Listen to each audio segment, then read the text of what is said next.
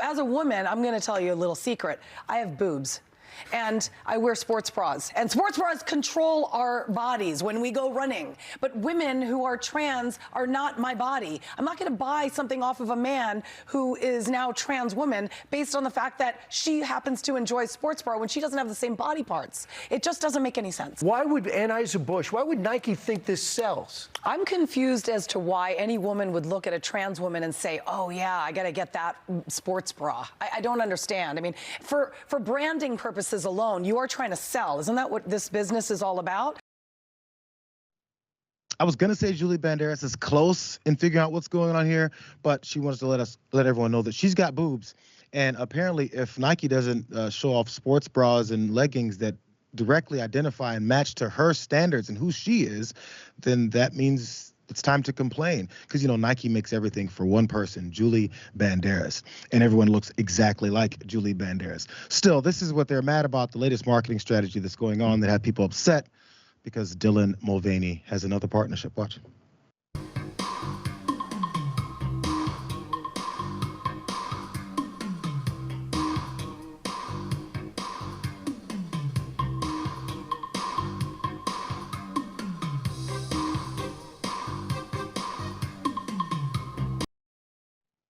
And this apparently has everyone's Nike underwear all twisted up in knots now, because a quick Instagram video of Mulvaney dancing there and talking about this partnership. By the way, Banderas continued to talk about all this stuff, and she wanted to point out one thing very, very clearly. This is not about being anti-trans.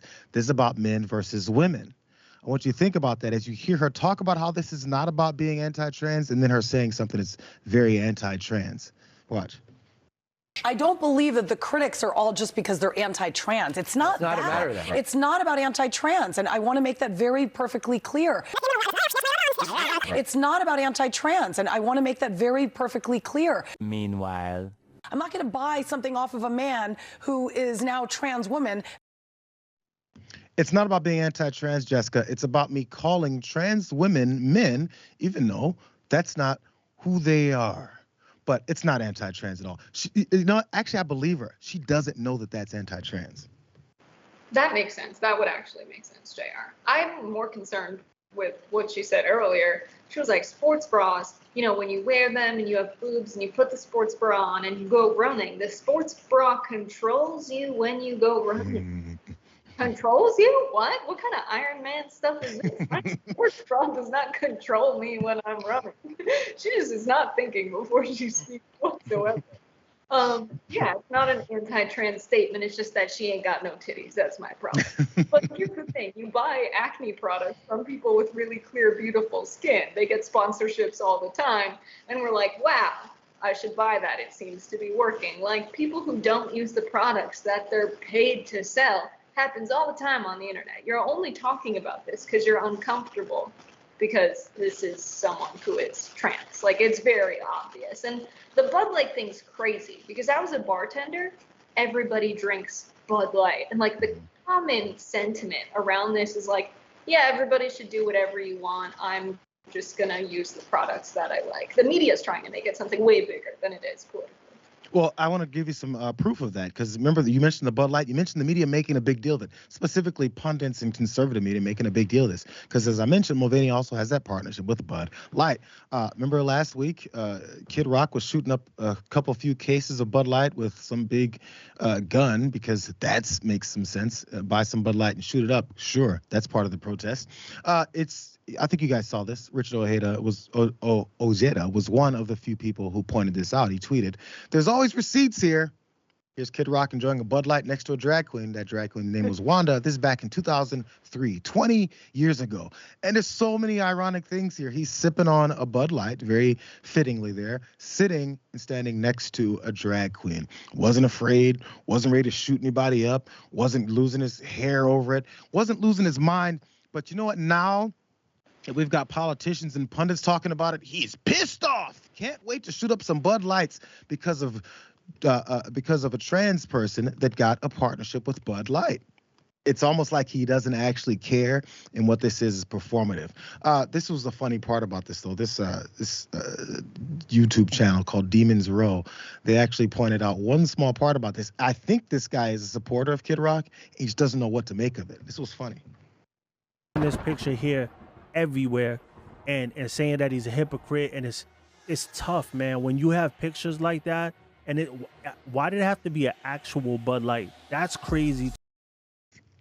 Why did it have to be a Bud Light? Like, why? I mean, couldn't it have been like a Coors or something, bro? Then I would have made everything different. So I looked through a few of the comments, Jess, and I was like, somebody must be trying to spin this a certain way. Here's when I found out that I think this guy's actually support. Some person said, this picture doesn't make him a hypocrite. Wonder why. That Demon's Real person said, I agree. This is before all the mess. This next set of comments here is really most telling. This guy named Mike says, this was before they were stripping in front of and cutting parts off kids. To me, it doesn't show hypocrisy. It shows that Kid Rock was chill with them before that community crossed the line. I'm not sure which point in time this community crossed that line. I think it was about the point when conservatives and pundits started talking about them more because it was politically expedient for them to do so. Here's some of the responses. The Demon's Real person agreed. Someone else is the most telling one. Says, yep, they were accepted and left alone. Now they become weaponized and are forcing their BS onto everyday life. This is how they've convinced enough people to think that this makes any sense. You go and attack certain groups of people, then after they stand up and go, listen, I'm going to stop being attacked here, they go, look at you shoving your life on me. You know who I never heard of before all this happened was Dylan Mulvaney, and I'm in support of trans rights. I don't pay attention because that's not what I look at when I'm on Instagram. I have no idea what she does. I saw that she was on red carpets. I don't watch the Grammys. I don't watch the Oscars. I don't know where she's been. But what I do know now is that she has these partnerships with Bud Light and Nike. I wouldn't have known it at all until they started bitching and complaining about it because they only care about it because they're obsessive. If they're curious, ask her what it's like. Ask her how she got to the point where she was born to who she is. Ask her all these questions if you're curious. Instead, it's just hate, Burbank. Yeah, absolutely. It's ridiculous that they're in the comments like, Kid Rock was drinking the Bud Light before Bud Light turned gay.